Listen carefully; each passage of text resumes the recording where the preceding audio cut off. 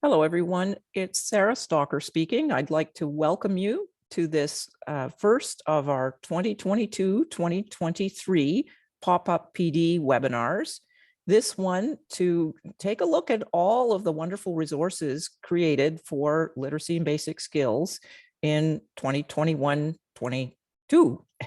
And what I am going to do is I have the pleasure of introducing today's presenter, Heather Robinette. Heather will be introducing others on our panel today to speak about their resources, but by word of introduction on Heather, Heather is the Executive Director of the Quill Learning Network, serving Huron, Perth, Bruce, Grey, and South Georgian Bay. She comes to Quill after 25 years in adult literacy and basic skills and English as a second language programs with the Avon Maitland District School Board. In addition to managing a face-to-face skills upgrading and readiness program there, Heather was also instrumental in starting and coordinating an online provincial literacy and basic skills program called the Learning Hub and a provincial online English as a second language program called Anytime ESL.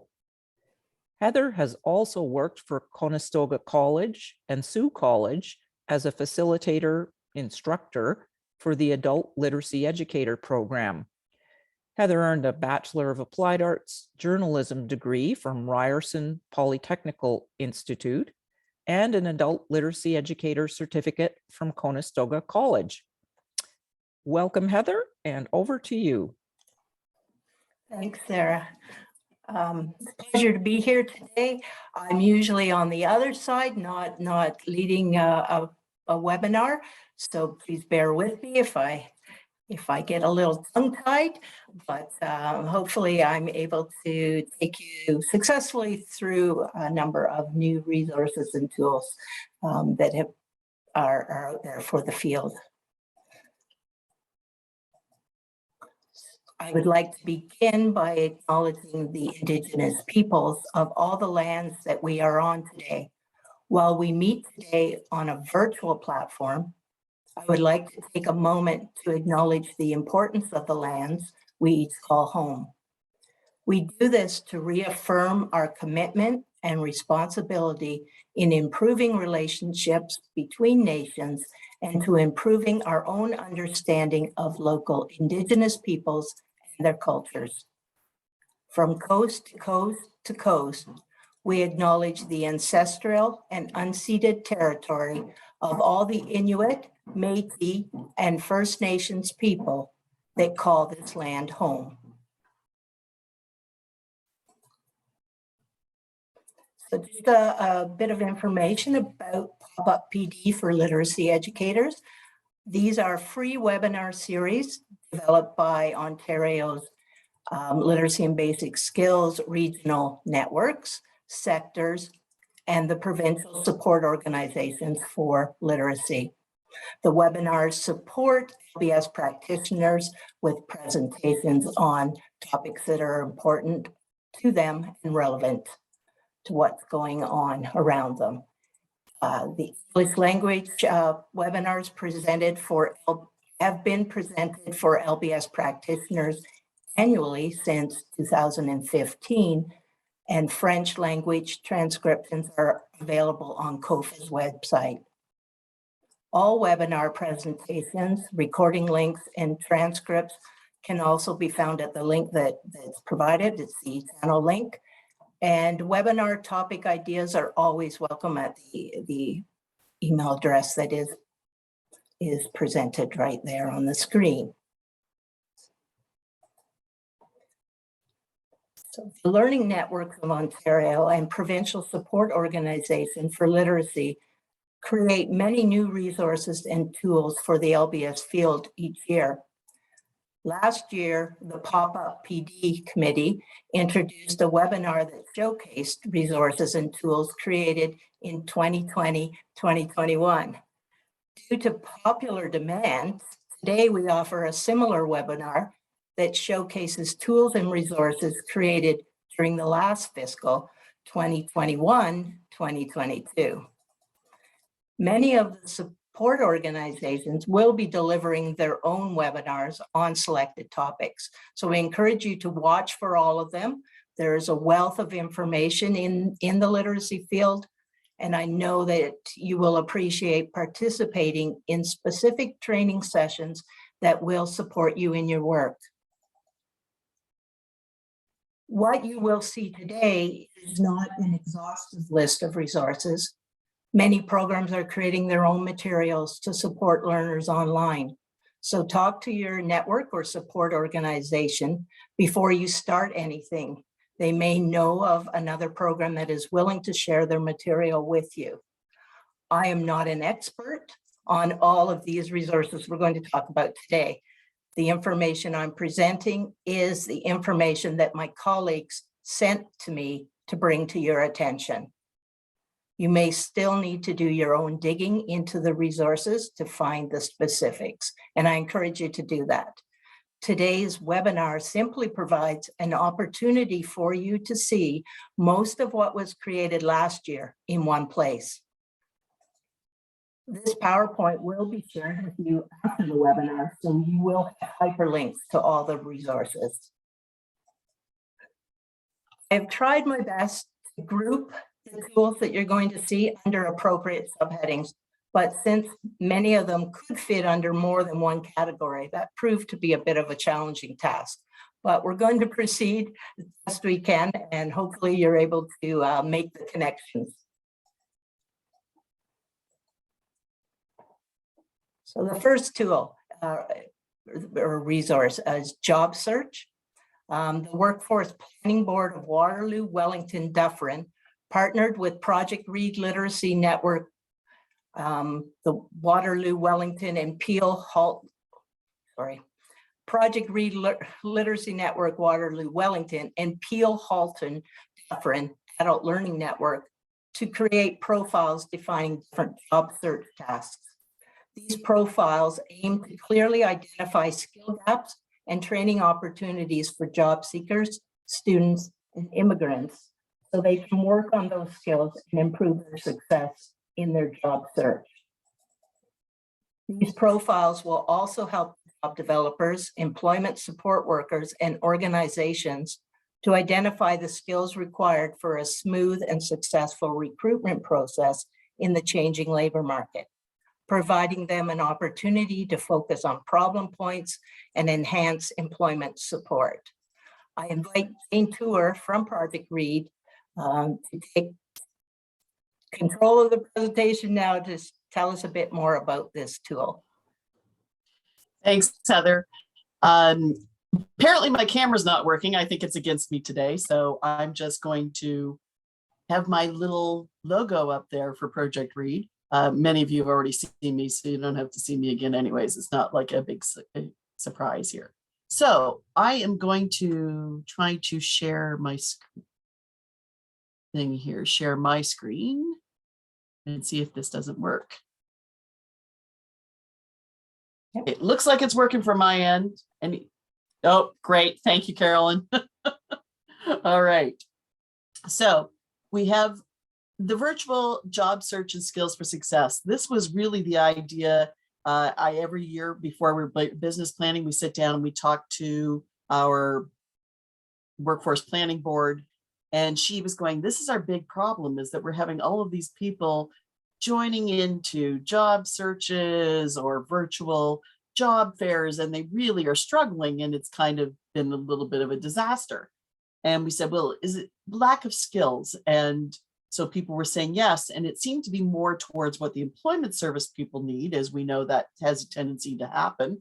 And I saw it as a real opportunity for literacy and basic skills to move in and say, here's what we provide and support to you. So I said, well, I have a lot of experience with essential skills and now skills for success. So I will quite happily do skills profiles based on these things. And I know Matt from Peel Halton Dufferin helped with a lot of the research that went into this and the promotion. So this was great. So let me just go down the screen here just explains a little bit of the reasoning behind it. For those of you that aren't familiar with the skills for success, they've changed the essential skills slightly. What they did was realize that document use is really found within reading, numeracy, and writing. It's embedded. And that's why we always have the problem of, is this a document use task or is this a reading task that happens all the time? So that was changed. They changed computer use to digital because it's more than just computers now, right? It always has been, really. Thinking, they realized that that was problem when you went through all of the thinking. People were going, well, isn't it really all problem solving? And in many cases, it really fit there much easier. Oral communication just became communication, and working with others became collaboration. And then continuous learning, instead they were talking about adaptability, creativity, and innovation. So when we went through this, we had to ask questions that related to this. And so we did focus groups, surveys, and meetings with people that were working in employment services, with LBS agencies, and with employers. And it was quite interesting to see what people brought in together, because then you have to bring it all together and go, these are the actual skills that people use and the tasks that they do when they're doing virtual job searches and virtual work. So this was we just went through, gave a lot of definitions so people would understand them. So that it's just a basic level.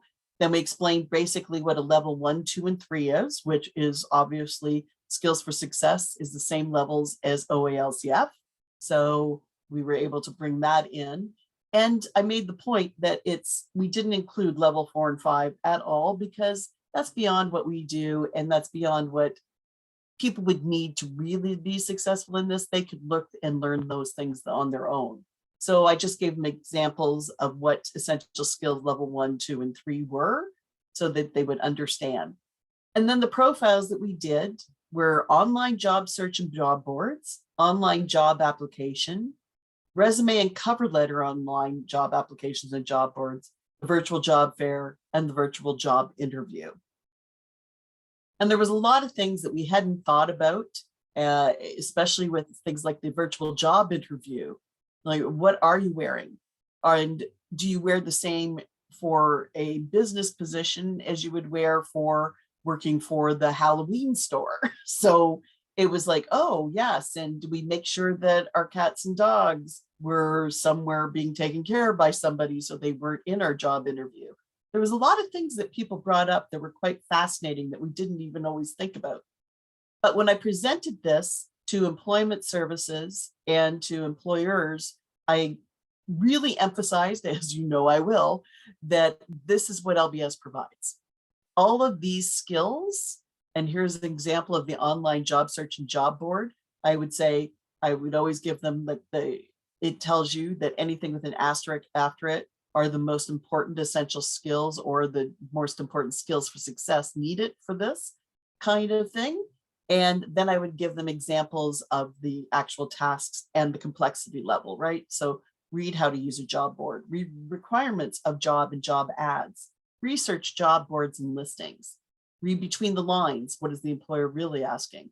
Read and compare skills required in job ads, and then they would have the complexity level there. Same with numeracy. So a lot of times we didn't think about this, but employers emphasized how many times they had people apply for a job, and then they later would go, after they got offered it, they would go, oh, I didn't know how far away that would be. And so they said, they really need to know the distance between the jobs. And I was like, oh, and where they live. That's another thing to add in.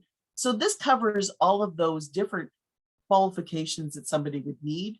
And especially, obviously, digital was important in each one of these. Creativity and innovation, once again, and also adaptability and collaboration do not have levels related to them because they haven't been leveled. They never were in the essential skills. And now that there's 2 new ones, it was certainly not something that has been leveled within the skills for success. But it doesn't mean that they're not done, right? So it's like using creativity to match skill sets, search for ways to also make direct contact with employer. The employers gave us a lot of different things in employment services. So this is really helpful for us when we have somebody going down the employment path, But I also think this is really good for us to be able to say, if you have a lot of people that are struggling with online job searches to our employment service counterparts, we can say, we cover all of these skills. We can help them build these skills up to these levels so that they can succeed.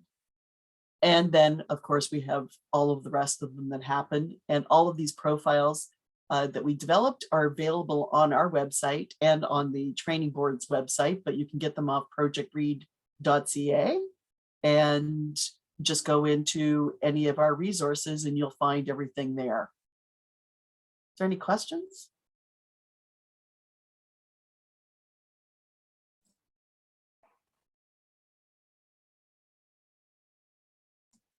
I don't see any questions in the chat and no raised hands. Okay. I'm having problems finding out how I stop sharing. Oh, I see it now. There we go. Well, thank you for the opportunity, Heather, for doing this. No problem. Thank you, Jane. I'm sure there'll be a lot of people exploring this resource after today. It's so nice to actually have somebody who can give an overview of it so we can see it rather than as the resource itself, as opposed to just a link on a PowerPoint. So thank you. Appreciate the time you spent going through that. Okay, so our next resource is also on job search, and it's a resource called Carlos Gets a Job, Learning Activities for LBS Programs. So Metro Toronto Movement for Literacy has created learning activities for adult literacy programs focused on helping their literacy learners get a new job. This resource follows a job seeker, Carlos, through the various stages of job search, applying for a job, being hired for a job, and training for a job with real-world tasks provided for each stage. This resource is available in both English and French.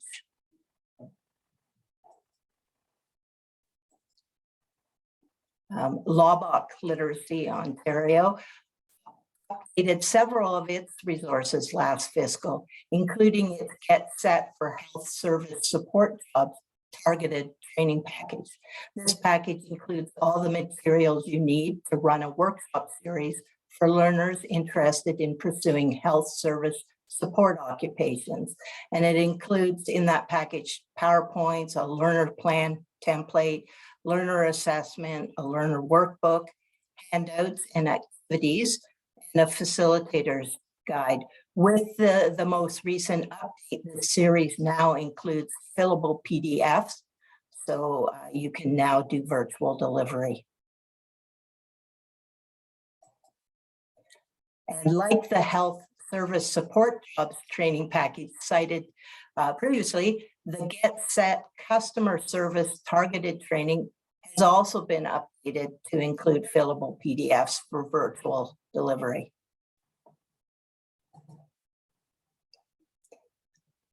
So another employment resource is the soft skills solution, and it is offered through Simcoe Muskoka Literacy Network, and it's a 30-hour certificate course, and it was developed by the Simcoe Muskoka Workforce Development Board, which is now amalgamated with the Simcoe Muskoka Literacy Network. This resource is designed to reinforce employee skills in personal management, communication, collaboration, problem solving, and success on the job. So it's definitely looking at all the soft skills. The course was recently updated for inclusivity, diversity, and accessibility, and also to allow for delivery online. And that delivery is more of a synchronous nature. As the program is proprietary, a certified facilitator must deliver it, but LBS agencies can qualify to run soft skill solutions at their centers and can be trained to be facilitators in a one-day training that's offered for a nominal fee. So anybody, I know a lot of people are looking for soft skills curriculum and programs. I invite you to reach out to Simcoe Muskoka Literacy Network and to get more information on that if that's something you're looking for. Okay, so another employment resource created by Metro Toronto Movement for Literacy are these 2-page bulletins about 3 specific occupations that are popular in the Greater Toronto area, specifically Toronto and York regions. These bulletins contain basic information such as job titles, typical duties and skills requirements, as well as training information about women's worker health and safety, accessibility for Ontarians with Disabilities Act or AODA. It also has fact sheets about links to fact sheets about workplace violence and harassment, as well as information about specific training programs available. Practitioners can help learners by introducing related vocabulary to help them search for relevant jobs, and by introducing workplace training content to help them succeed in workplace training.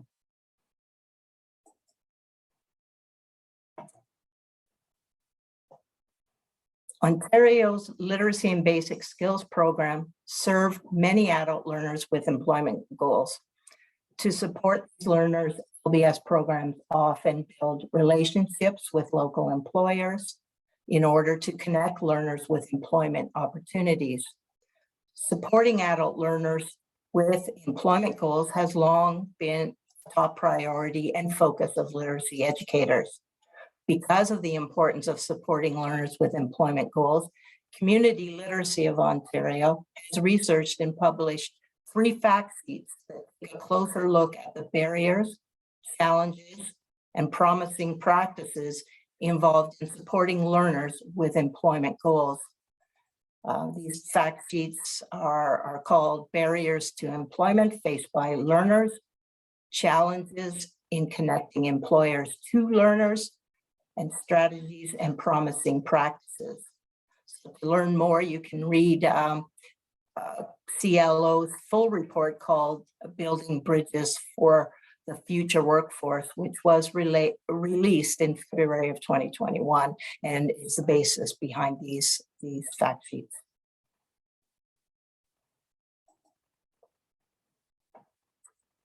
Okay, reading resource. Lobach Literacy Ontario has also created 3 brand new readers this year. 2 are a part of its Everyday Hero series, and 1 is a part of a new apprenticeship series. All the readers are low-level, high-interest for adults, and each is available as a downloadable PDF or can be accessed online. There is a built-in reader for the online version of the readers. Paul the Police Officer by Carrie Lawson. It's about a police officer who is of the canine unit and works as a canine handler. Gary Porter, A Brave Man by Joe Kreiderman, is the true story of a man with literacy challenges and how he overcame them. Chris the Welder by Diana White is about a young man who discovered he had an aptitude for fixing things on his family's farm and turned it into a career. So stay tuned this fiscal as Lobach Literacy Ontario will be adding downloadable, fillable PDF activities to the readers I've just referenced.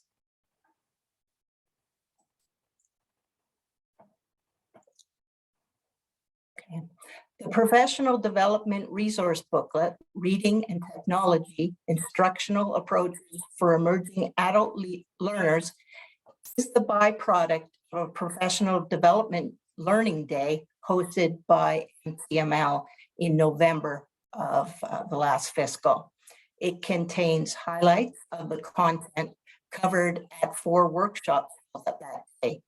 And those were teaching lower level adult literacy learners, the science of reaching, a workshop for adult literacy teachers, citizen literacy, reading and writing for everyone using technology, and digital literacy tips for low-level literacy. It also includes a curated list of recommended online resources, and it's quite a long list. So I encourage you to look a little more closely at this resource, if not for anything but to get that list of resources. Also on the topic of reading, Lawbock Literacy Ontario has updated its Lawbock Way to Reading task-based activity workbooks, 1 to 4. Those familiar with these workbooks will know they contain task-based activities aligned to the competencies and task groups within the OALCF, including level indicators and performance descriptors. And they're often used in conjunction with the Lawbock Way to Reading skill books, but can also be used as standalone activities. The update means they now include fillable PDF forms for use in online virtual learning scenarios.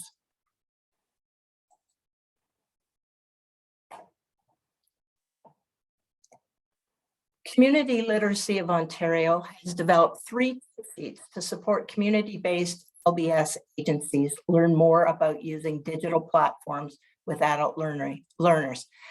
The 3 technologies covered are Facebook, Google Classroom, and Zoom.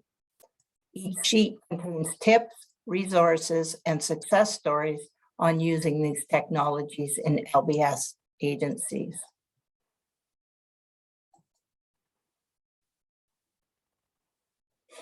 The Skilled Trades Resource Compendium was mentioned briefly in last year's webinar, but has undergone significant updates and upgrades this year, including French translation and the addition of a tab containing a list of the 10 most commonly used resources with learners on the apprenticeship goal path. Housed in an Excel spreadsheet, this collection of LBS resources and good practices will help practitioners prepare their learners for transition to the skilled trades and is available for all streams. The collection is broken down into resources, which include information, assessment, tools, websites, or other materials used with learners, and good practices, which are strategies for using the aforementioned resources. And it is sorted by language preference. Tab 1 presents the user instructions.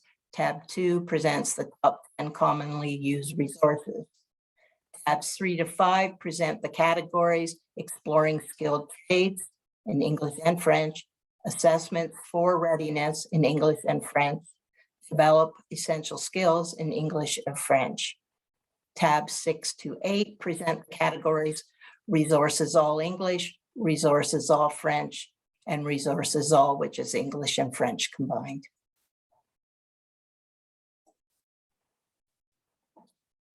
Community Literacy of Ontario also produced an apprenticeship skilled trades resources guide to support adult learners with apprenticeship or skilled trades goals.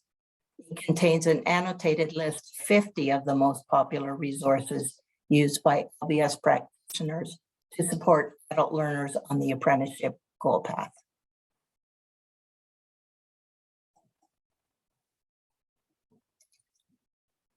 The Apprenticeship Connection is an e-newsletter designed to provide information on ways LBS can support apprenticeship, including examples, as well as keep service providers up to date on developments and initiatives in the apprenticeship skilled trades field.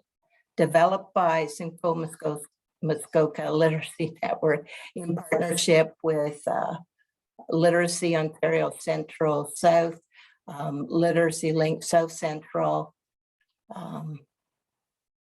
ROVLN, Quill Learning Network, the ABEA, COFA, and LLEO. As part of a business plan deliverable, there were 3 issues produced last fiscal. The first one was on pre-apprenticeship partnerships, reports, skills assessment tools. The second featured successful apprenticeship partnerships, and the third focused on apprenticeship recruitment.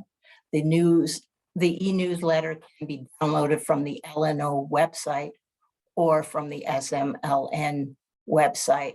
And I encourage anybody that doesn't feel quite up to par on what's happening in the apprenticeship field, just to read through these newsletters.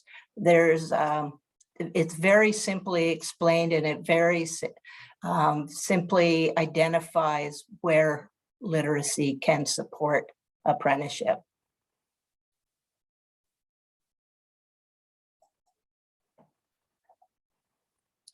The Adult Basic Education Association of Hamilton undertook a career ladders project last fiscal, which resulted in the development of career ladders for in-demand positions in the manufacturing and healthcare fields. These ladders show the skills you need for entry-level jobs and how they can lead to mid-level jobs. They are intended to help people explore in-demand jobs and the skills and training needed to get those jobs. A resource to come out of this project is a Google website that people can use. That's the one that's referenced here.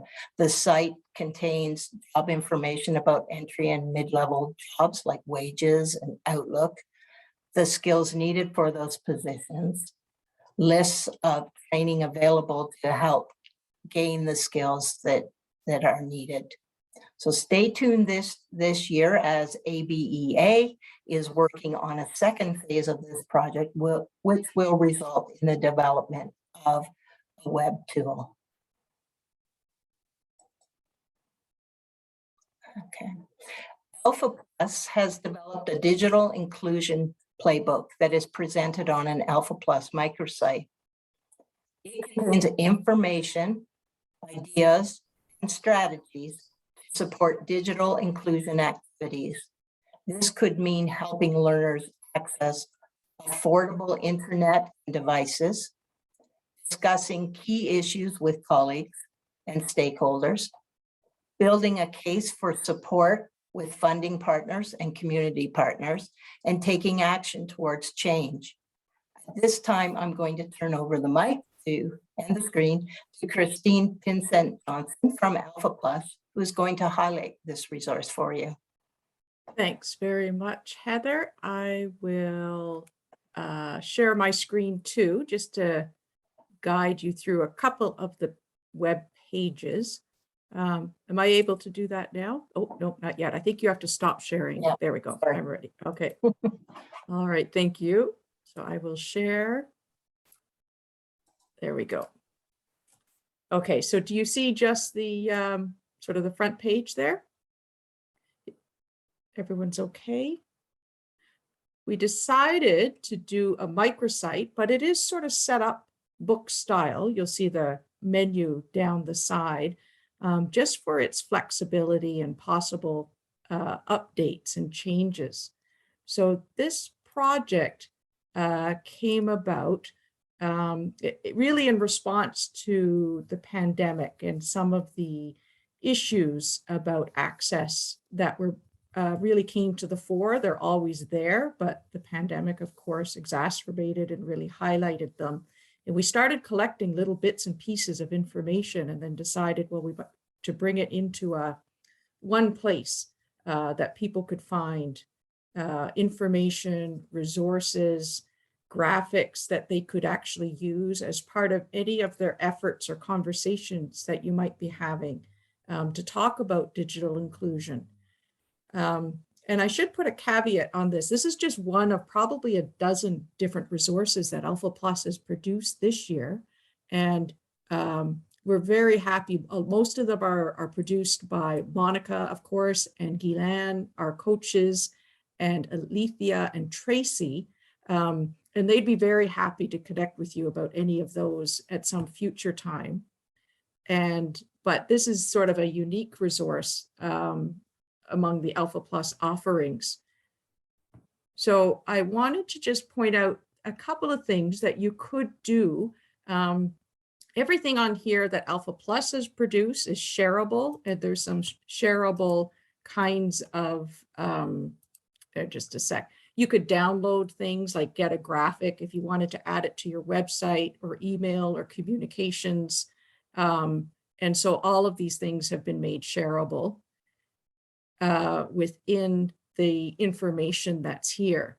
So if you're, for example, some things people might be interested in, learners, for example, could get involved in what's called a Internet for All campaign, and that's run by Acorn. So there's several sort of ways and bits of information you could look up about what that is and how you could get involved with learners. There's a nice list here, all in one place. I know most people are very aware of all of these sources of low cost or no cost internet and devices, but we just thought we'd get them collected into one central place so that you could easily find them. There's some information here. Also, oopsie, sorry about that, flipping through there too quickly. About leveraging smartphones, because so many learners do at least have a smartphone. So just leveraging what they know and how they use their smartphones, and just getting some apps, getting routines built around their expertise with their smartphones.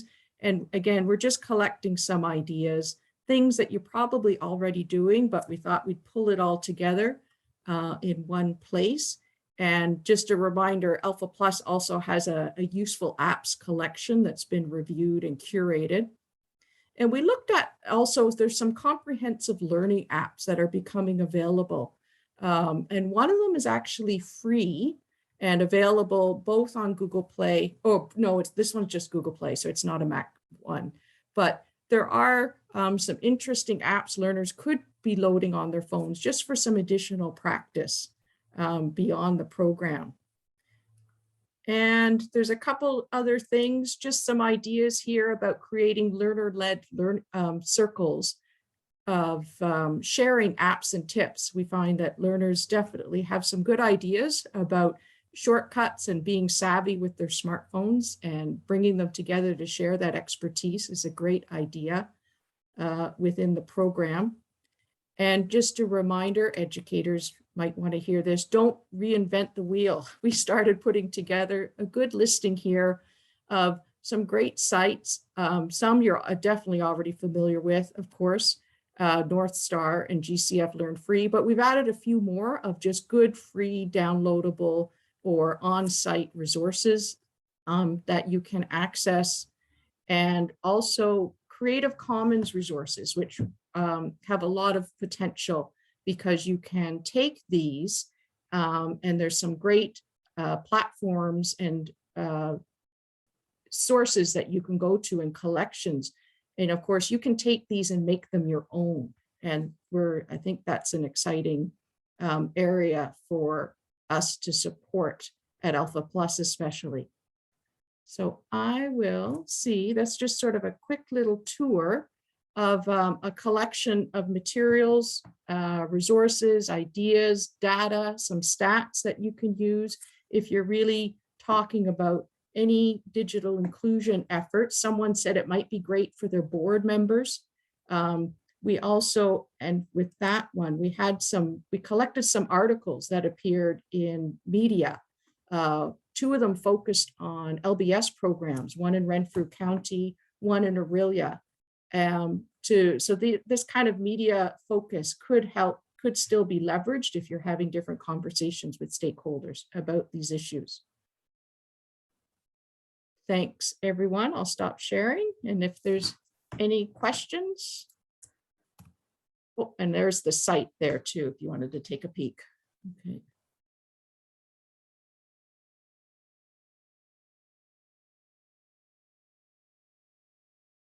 Great.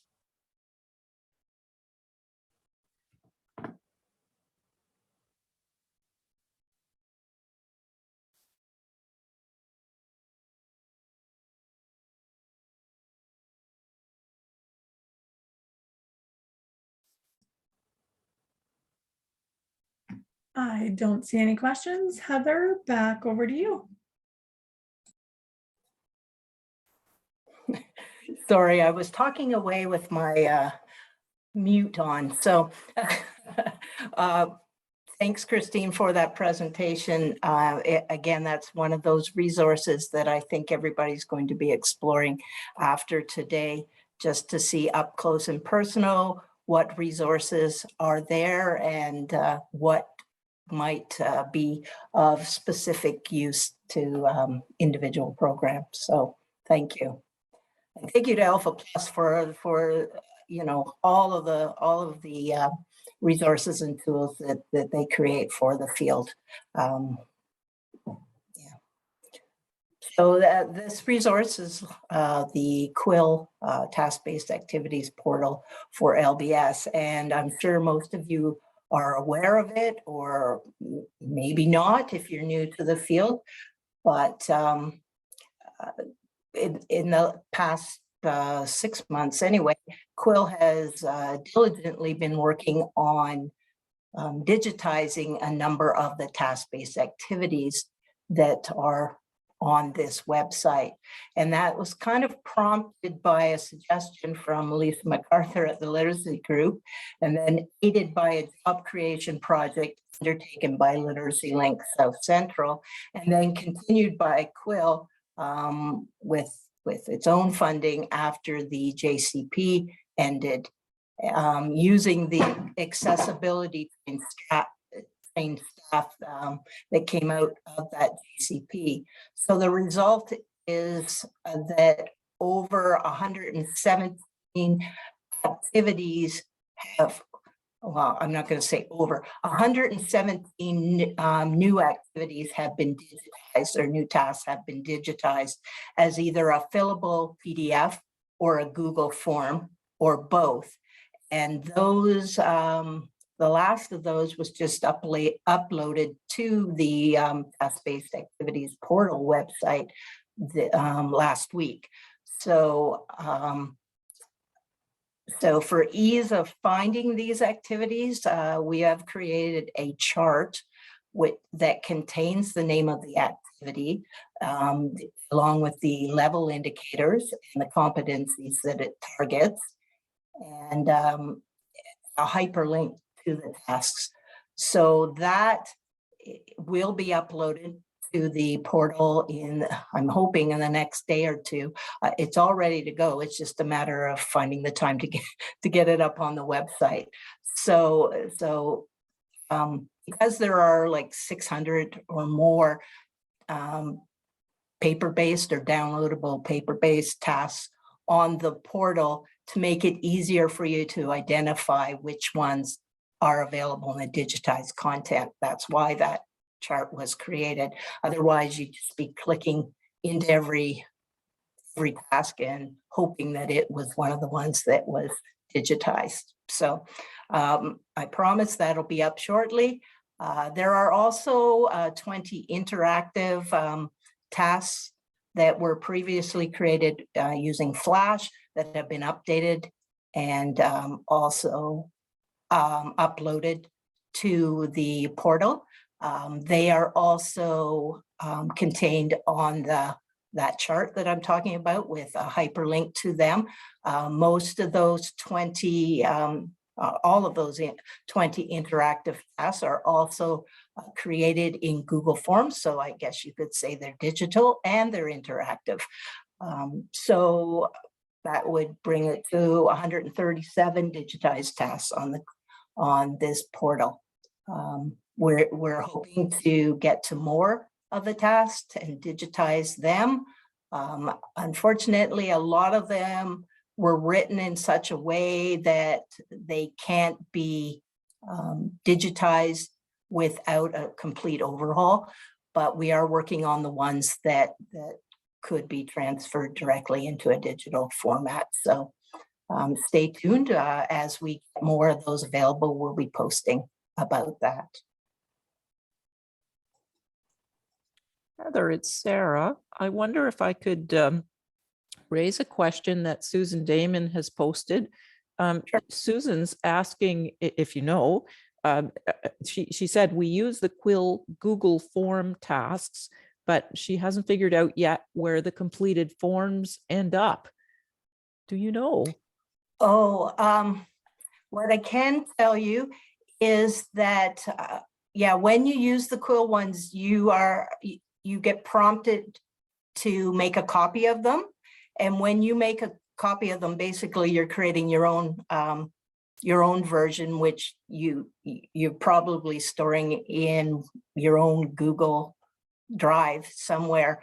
And once you have your own copy saved in the drive, then you can go in, and I'm not sure the exact steps, but you can go in and add an email address where they would be sent back to when the learners completed them. Does that make any sense? Or you can go into your Google Drive to that particular Google form and see the responses. I can send you more information on that afterwards if that wasn't clear. I know I'm definitely not one to talk easily about tech kind of things, but yeah, Lisa MacArthur might be able to help you with that as well, as she was the one that kind of showed us how it was done. So. Thanks, Heather. Sorry, I went one slide too far. Okay, so the digital literacy library was created last fiscal and released to the field, I think, in September. And it was part of a business plan deliverable led by Metro Toronto Movement for Literacy in partnership with LOCS, Quill, SMLN, COFA, and LLSC. And I'm sorry for all the acronyms. The literacy library supports learning in an online environment by sharing online resources and tools that instructors can use to enhance learner engagement while also building their digital literacy skills and those of the learner.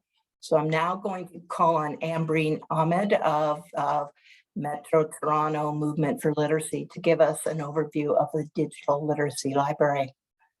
Thank you so much, Heather. So I'm going to share my screen first. Can I? Oh, I can. Okay. You should be able to now. Okay. So I just want to start with just telling you where, in case you lose the link, where to find the link. So you'll have to go on our MTML website and click on resources. On that page, you'll find this digital literacy library. And you just have to click on this one and it's going to take you to the website. So last year, yes, MTML in partnership with LOCS, Quill, SMLN, and COFA and LLSC, we came up with creating this website, and it was specifically to provide tools and resources to practitioners in the LBS field so that they could deal with the digital literacy component.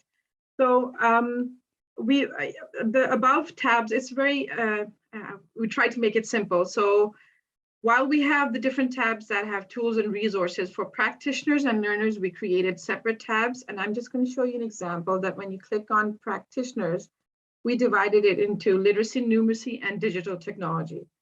Once you click those, these resources are updated. I mean, even now we're at MTML, we're updating it according to whatever's coming in. Then we have, similarly, we have the same for learners. For the reading, writing, math, computer literacy, and all of the resources are online. So, so that makes it easier or different from the rest. In the same one, we have some online assessments. We have provided some apps and online games that you could use in your sessions. So all the, a little bit of annotation is done, and then the links, you just click on them, the links will take you to the respective websites or apps. Program marketing. So last year, while in this partnership, we had quite a few workshops that were delivered by different partners and MTML. Alpha Plus was also one of them. We compiled all of those, put up all the recordings under professional development. So Program marketing, our partners who had those workshops, all of the recordings are found over here with the handouts that they had provided us. We have resources in French, although limited, and if you think more can be added, please feel free to forward it to us. For professional development, we have these online sessions. These online sessions are specifically those workshops that were delivered last year. And they've been, so all the handouts, the recordings are up there under online sessions. They do have ASL interpretation. So, and the training resources. Training resources relates to, well, this is what we've tried to do that, let's say, for example, it's Padlet. So we've provided links to different resources that you can use or tools that you can use in your sessions or while you're preparing some material. Literacy programs across Toronto are all our partners. And when you click on them, it'll take you to their respective websites. The reports and blogs are being updated according to whatever's coming in. So again, we are still updating them with each day, whatever new comes up. But yeah, these are the different blogs and reports related to digital literacy. Yeah, it's something worth looking at. So yeah, that's from my end.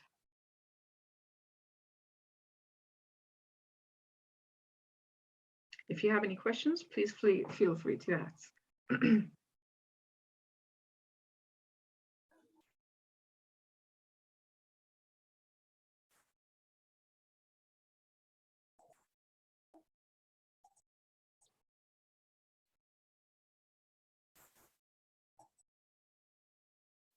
Okay, if there's no questions, thanks, Ambreen, for, I know when I said, could you please come on and give a brief overview of the site, that I was asking a lot because it's hard to do something briefly when there's just so much to share and so many resources on there. So again, another resource that I encourage everyone to log into and check out. I'm sure you'll find something of value and use. Okay. So another resource that's been created by organizations are podcasts. So it seems to be, we're getting a lot more of those. I think we're going to see more in the upcoming year as well. So this one by Literacy Network Northwest, Adult Literacy, Your Gateway to Workplace Productivity, came out at the very end of last fiscal, so like March, I think, and it focuses on how employers can develop and build their own workforce by utilizing local adult learning centers and working with literacy and basic skills networks. It identifies all the reasons employers would or should work with LBS networks and why workplaces and employees would benefit from skills upgrading and the services that LBS can provide. It's a great marketing tool. I know the first time that I saw it, I thought, wow, this is what everybody should be showing their learners, what everybody should be showing prospective employers that you want to refer workers into literacy programs. It just summarizes literacy so well with that employment focus. So use it as a marketing tool. It was made to be shared, and so do that. So this podcast, as I said, was part of a business plan deliverable led by Literacy Northwest, and it was supported by the Mid-North Network, Literacy Network Northeast, Quill Learning Network, the COFA, and Contact North. And Tamara Cottery, the Executive Director of Literacy Link South Central, and Jessica Gowers, Communications Manager for Elgin, Middlesex, Oxford Workforce Planning and Development Board, played integral roles in developing this podcast. And it is my understanding that it's the first of many to come, so stay tuned this fiscal as more come down the pipe. So podcasts can be accessed in all of the available platforms. So Literacy Link Niagara was also involved in podcasting last fiscal, maybe on a larger scale, delivering 21 Getting Connected podcasts over the course of the year. So hosted by Ashley Hoth Murray and Gay Douglas, these podcasts have continued into this fiscal and respond to a need post-pandemic to connect more than ever with service providers to build full and multifaceted goal pathways that will benefit our clients. The Getting Connected podcasts are directed at not-for-profit professionals who work with adults to reach their learning, employment, and life goals. And although this podcast is hosted in Niagara, the tips, tools, and tricks that are shared go beyond regional boundaries, so they're well worth listening to. Okay. The Being Prepared for the Unexpected, a pandemic planning manual for small nonprofits was released at the end of March 2021, so is being included in the list of resources for this year. Although it was created in response to needs generated by the COVID-19 pandemic, this manual contains a lot of great information, tools, and strategies that are valuable anytime, not just in a pandemic. And for those programs who are, questioning how to deliver LBS training now at this time, there are a lot of suggestions in there that might help with that planning.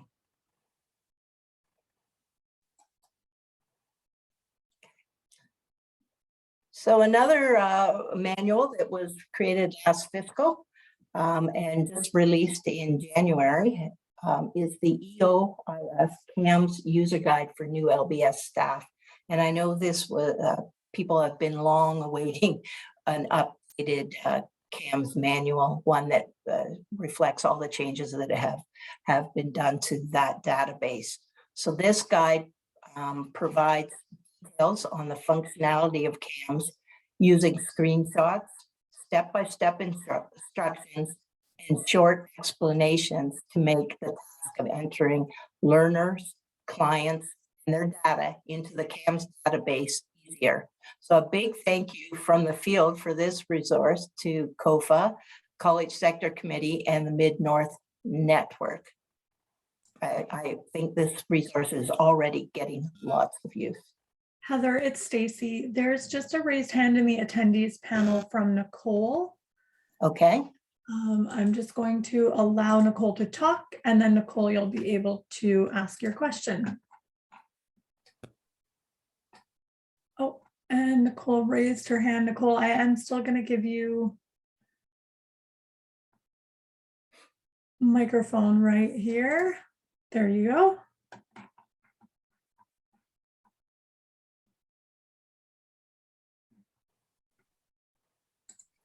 Hi, Nicole. Did you have a question for me?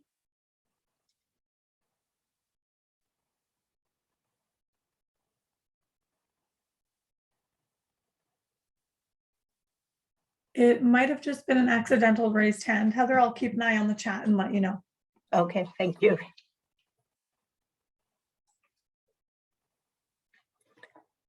Okay, so during the last fiscal, the Pop-Up PD Committee hosted 6 webinars: loading up your resource arsenal, a look at the new LBS tools created in 2021, understanding the detailed service quality report, 64, essential skills and the OALCF connection, workforce literacy and pre-employment planning, workplace literacy, a snapshot of what's happening in the LBS field, and micro-credentials, what, why, when, and where.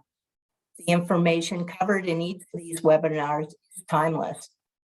For that reason, all of the webinars were recorded, contain ASL interpretation, as well as English and French transcripts. And you can find the playbacks of all the Pop-Up PD webinars going back as far as 2015 on the Contact North website, the link of which is provided, and also on the COFA website, because they have all got French translations.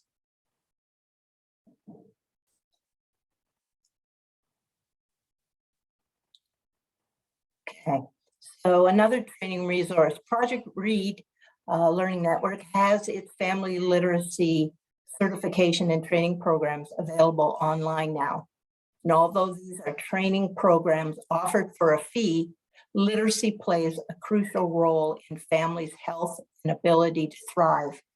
Many LBS practitioners are taking the Get, Set, Learn training and applying the key components of family literacy in their programs in order to increase the literacy skills of their learners and the well-being of their families as well. So we just wanted to share that with anybody who may be affiliated with family literacy or serving learners who have young children and could benefit. Okay. This is a website, and Lawbook Literacy Ontario and Community Literacy of Ontario and Contact North invite you to visit the updated LBS Resources Forum.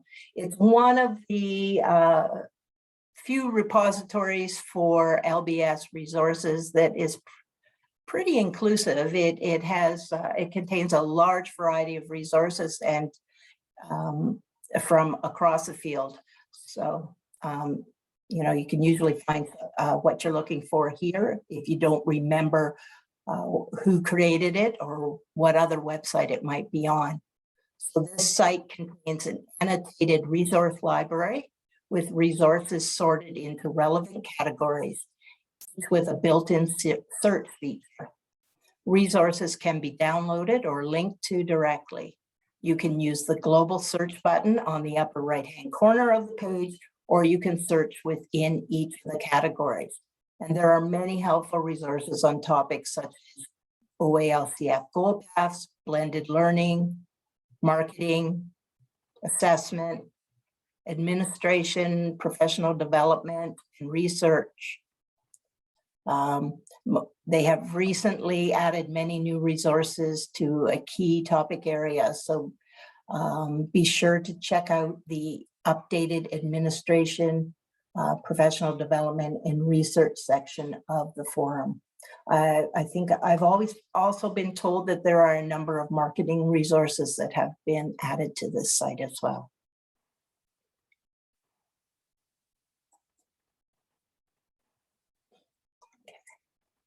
Apprenticeship and skilled trades through the lens of LBS report. In this report, Community Literacy of Ontario explores apprenticeship and the skilled trades through the lens of different literacy and basic skills sectors, focusing on their universal and individual approaches for supporting learners with apprenticeship or skilled trades goals.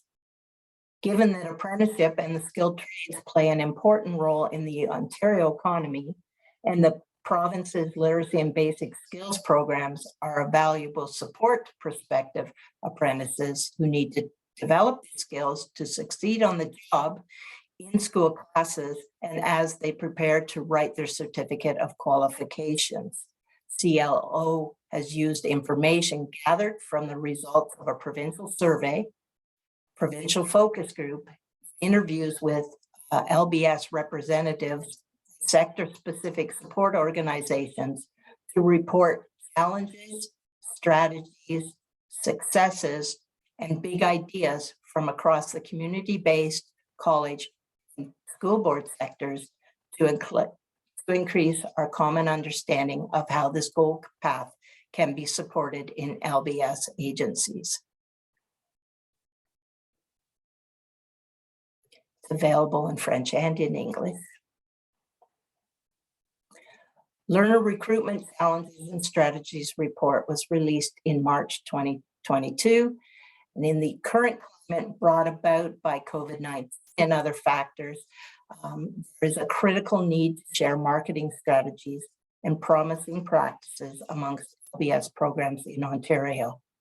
Accordingly, as one of its business plan deliverables for 2021-22, Community Literacy of Ontario researched via provincial survey, focus groups, and key informant interviews, and wrote this Learner Recruitment Challenges and Strategies report. The report covers the following topics: successful learner recruitment strategies, stories from the field, recruitment in action, and learner recruitment challenges. So I know a lot of programs are struggling to reach their learner targets and are looking for new and tried suggestions on how to recruit learners.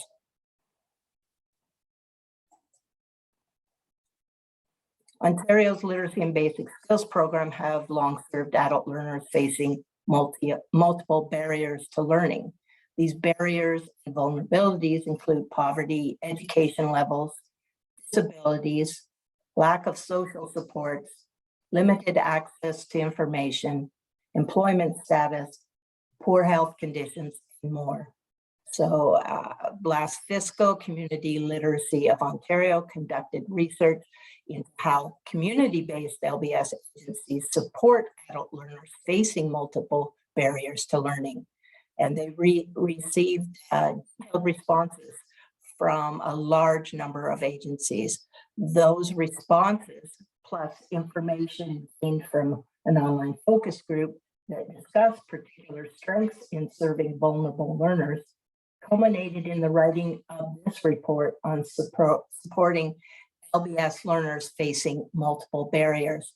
This report is exactly what it is titled to be: a look at a wide range of barriers and vulnerabilities presented by LBS learners and strategies on how to support the learners who have them. Again, it's offered in English and French. These 5 facts came on the heels of that research report that I just summarized, the Supporting LBS Learners Facing Multiple Barriers report. In 2021-22, the CLO researched and created 5 fact sheets to create awareness and share the strategies and resources to help support vulnerable learners in LBS programs. CLO Supporting LBS Learners Facing Multiple Barriers fact sheets cover the following topics: effective strategies, barriers to learning, strengths of the LBS program, partnerships and connections, and helpful resources.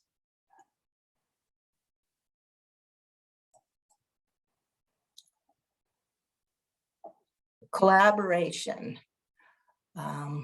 So this one, for decades, apprentices and those whose goal is to get into apprenticeship have sought out adult upgrading programs so they can gain the skills they need to be successful. In a few instances, local trade unions have reached out to adult upgrading programs if they notice that their pre-apprentices needed some skills development support. Such was the case between Literacy Link South Central, a regional adult literacy network, and LIUNA, the Laborers International Union of North America, Local 1059. LLSC and LIUNA Local 1059 struck up a formal relationship in 21-22, a relationship that saw 100 pre-apprentices go through one-on-one skills interviews and resulted in the creation of a math booster program.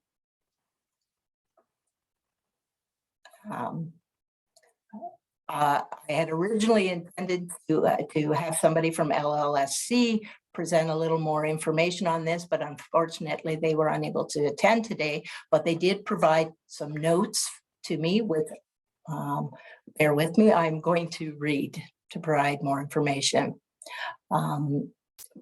First, I wanted to say that Literacy Link South Central recognizes that there are other relationships, both formal and informal, between adult literacy programs or networks and trade unions across the province. They aren't the only ones. That said, recognizing the important role that partnerships like this can play in growing the skilled trades, they wanted to produce this case study to share their experiences with LIUNA in the hopes that others can learn from them. For those who may not be familiar with them, LIUNA is a long-established trade union in Canada. They've been operational for over 100 years and have 100,000 Canadian members representing a wide range of industries, including construction and manufacturing. Here in Ontario, there are 10 LIUNA local unions, many of which offer apprenticeship or pre-apprenticeship training. While Literacy Link South Central had worked with LIUNA in the past, hosting meetings at their training center and welcoming their training manager as a member of their board of directors, this partnership came about in December of 2020 when the Ministry of Labor Training and Skills Development issued a call for proposals for pre-apprenticeship programs. It specifically encouraged applicants to partner with local adult literacy programs and organization, and LIUNA Local 1059, which had been running pre-apprenticeship programs for quite some time and was applying again, reached out to Literacy Link South Central to partner on this specific application. Obviously, it was successful, and LLSC supported LIUNA in several deliberate ways as a result, including reviewing the intake process for the pre-apprenticeship program and making additions like adding a reading comprehension test. They also agreed to do one-on-one interviews with each pre-apprentice that was accepted to the program, and they called the interviews skills check-ins for apprenticeship. And while it would have been faster and less costly to talk to groups of pre-apprentice about the importance of literacy and foundational skills in the trades, providing the one-to-one interviews meant each pre-apprentice could talk about their skills in a confidential setting. As we all know, admitting that you struggle with the skills needed to learn and do your job can be difficult to do, and very few people are comfortable disclosing that in front of a group of peers. So LIUNA Local 1059 recruited 100 pre-apprentices, and each of them was provided with a skills check-in that lasted between 45 minutes and an hour. Facilitated by an adult educator, these interviews involved a discussion about the pre-apprentices' educational and employment histories, their current skills in a host of different areas, and any past or potential learning challenges or barriers. After each interview, LLSC created a written summary or report about the conversation and gave it to the pre-apprentice. In addition to recounting highlights from the one-on-one conversation, the reports provided details on exactly how each pre-apprentice could upgrade the skills to the point where they could be successful, and how they could either demonstrate or earn the minimum educational requirements needed to sign an apprenticeship contract. For construction craft workers, that meant grade 12, and a number of these pre-apprentices were educated outside of Ontario, so they needed help to get their educational credentials assessed for acceptance by the Ministry of Labor Training and Skills Development.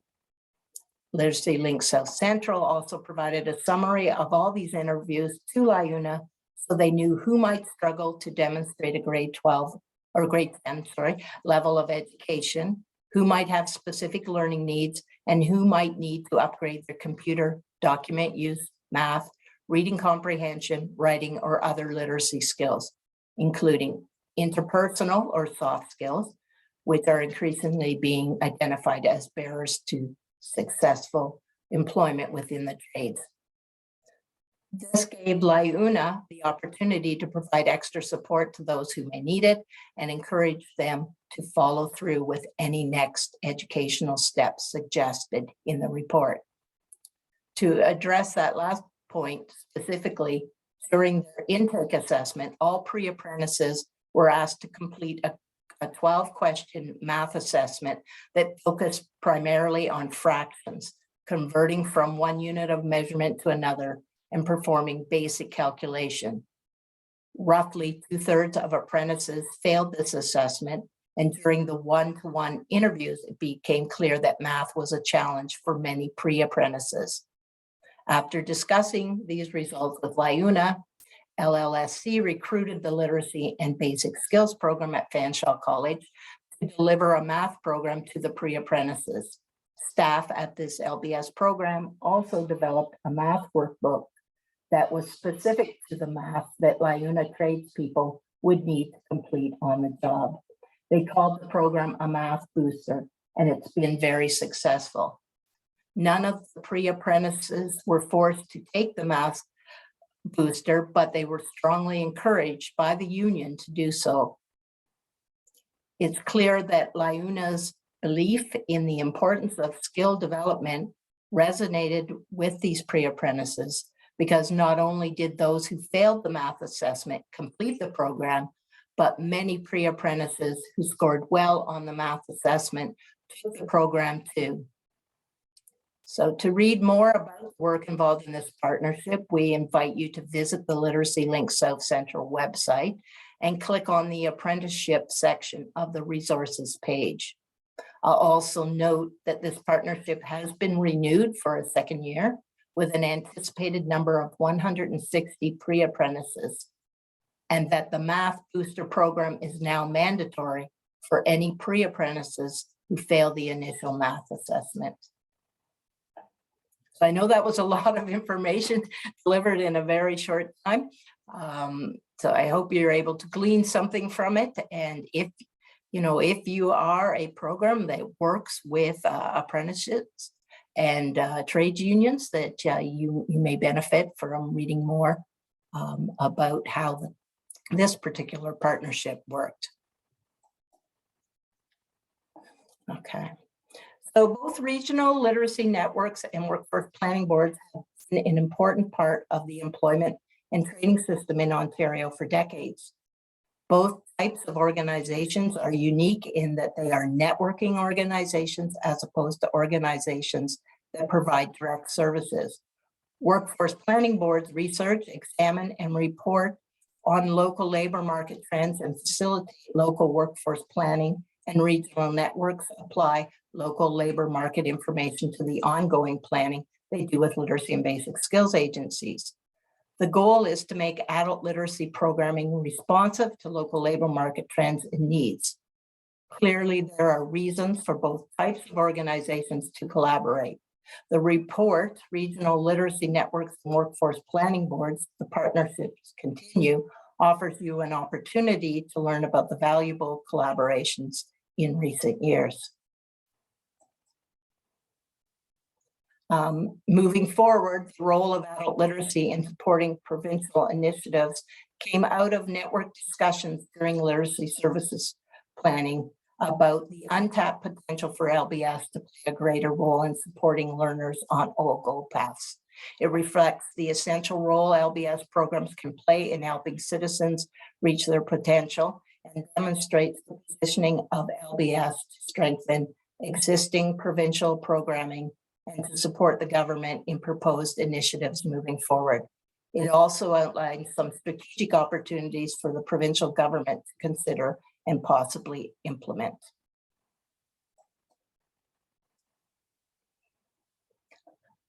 On February 23rd, 2021, Community Literacy of Ontario hosted a webinar to explore service coordination activities and how they interconnect with learner plan development in LBS agencies.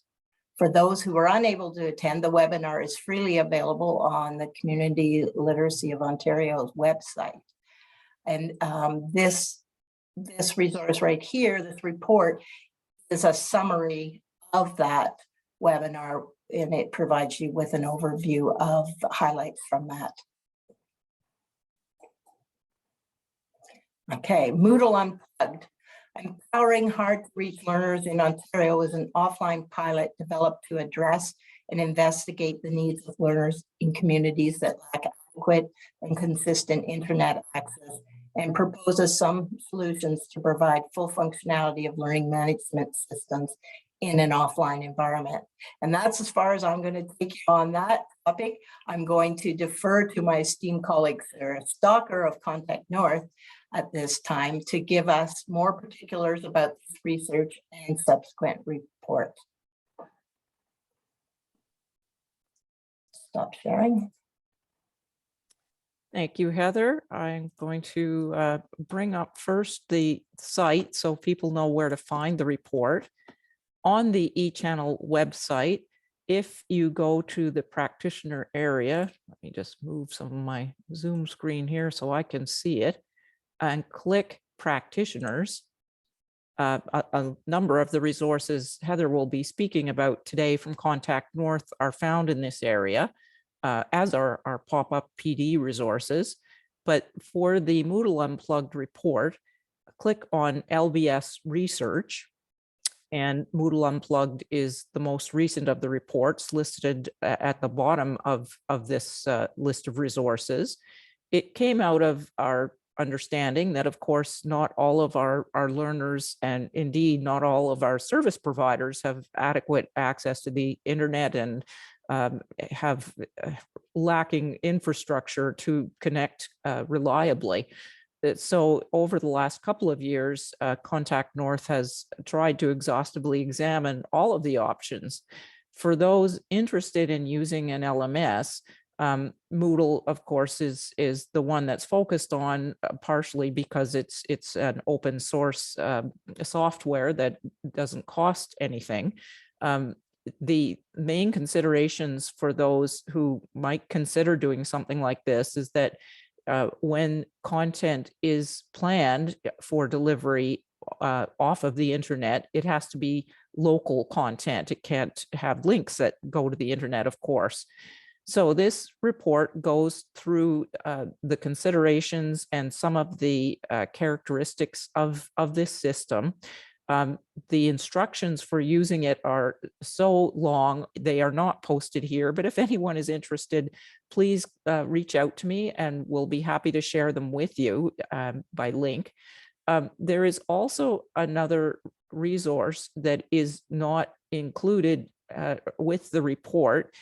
For those who aren't perhaps considering using a local a learner management system, what you might find interesting, and I'll just stop sharing this for a moment and bring up a spreadsheet that is not that interesting to look at the way I have it here for you, but just to show that it offers other options with, as I scroll slowly, I hope, some of the features, the basic description, some of the requirements, the costs, and any additional hardware and considerations that you might need to know.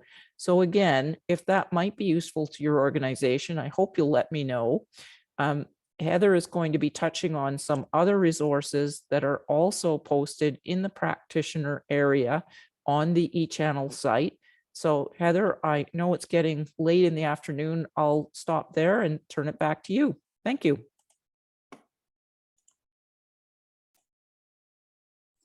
Thanks, Sarah. I'm just going to share my screen again, and I should be able to move through the rest of it fairly quickly, so please bear with me. So the next few slides are focusing on some of the Contact North's online support tools. So the first one is a 4-minute video that looks at the common tools and features of the most common web conferencing applications and how they differ. It's a great 4 minutes spent. If you find not every meeting you attend is run through an application you are familiar with. It is also a great prep tool for learners who may also encounter different applications as they transition to work or school. This Excel document, also created by Contact North, was last updated in March 2022 and provides an overview of courses by subject currently offered by the 5 e-channel service providers in Ontario. Where possible, the courses indicate possible milestones and levels. And this document is meant to provide guidance only. Additional courses may be available that are not listed. And so you're always, encouraged to check with the other e-channel providers about those. Okay. Curriculum outline to support blended learning. For a learner to be able to access and participate in e-channel courses, there are several things they need to be able to do. They also need to have adequate access to technology. Practitioners from face-to-face delivery agencies should understand how to implement blended learning effectively. The outline in this report provides a checklist of learner proficiencies, technology needs, and practitioner proficiencies that should be in place prior to learners accessing e-channel courses through a blended learning process. Learning readiness provides a checklist of learner proficiencies with suggested tools to assess and address gaps. Access to technology is a checklist tool that can be used to identify potential gaps in available technology and make a plan to address those gaps. Learner digital skills is a checklist of learner digital proficiencies. Suggested curriculum resources and assessments are included. Practitioner readiness provides a list of responsibilities that face-to-face agency practitioners should be willing to undertake in the blended learning process. Okay, so COFA has translated many documents, webinars, and resources into French for the Francophone stream. They can be found on COFA's website under Fond de Traduction. Alternatively, links to the French translation may be found alongside the English version on the website of the agency that created the original. So here again, we provided links to where the French translations can be found on the COFA website. Okay, so that brings us to the end of our webinar for today. I'm hoping that everybody was able to get some knowledge of resources that they can use in their programs and with their learners. Stacy will have posted the link to the webinar evaluation. I encourage you to complete it so that we know how we're doing and how we can improve. And we also encourage you to register for future webinars at the email address, or not the link provided. There will be some marketing tools created for the upcoming pop-up PD webinars that starting in September and going through to the end of February. So there are 5 more, so please look for them. I'm sure they will be forwarded to you from your learning network. So, and I've just given you an idea of where to find the English and the French resources again. And lastly, a thank you and acknowledgements. Thank you to the members of the Pop-Up PD for LBS Educators Committee, Contact North for providing technical support, Deaf Literacy Initiative for providing ASL interpretation, COFA for translating the webinar for the Francophone agencies, and the College Sector Committee, Literacy Link South Central, Literacy Northwest, Quill Learning Network, and Tri-County Literacy Network, who also make up the committee. So, I don't know if there's any time for any questions, but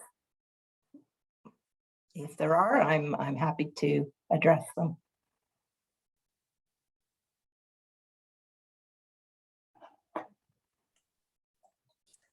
Heather, it's Sarah. I don't see anything but some great thanks today for your presentation and a wonderful review of so many valuable resources. Thank you. And I thank you, everybody, for who attended, for taking the time out of what I know is probably a very busy schedule.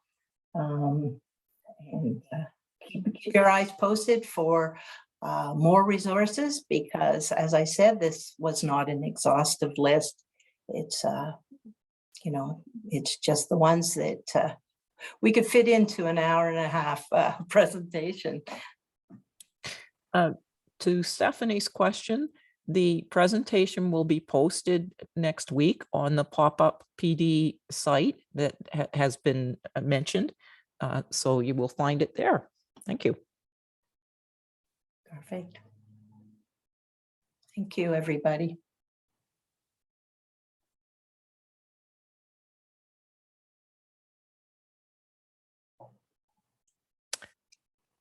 Heather, I don't see any more questions.